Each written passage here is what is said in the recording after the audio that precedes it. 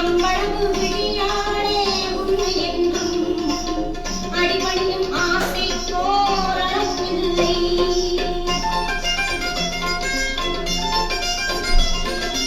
அன்புக்கே நான் அடிமையாக வேண்டும், உன் அறிவுக்கே என் காது கேட்க வேண்டும், வம்புக்கே போகாமல் இருக்க வேண்டும், வஞ்சத்தை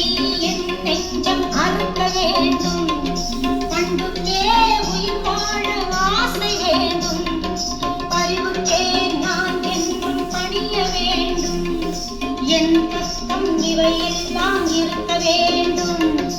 என்னோடு நீ என்றும் வாழ வேண்டும், என்னோடு நீ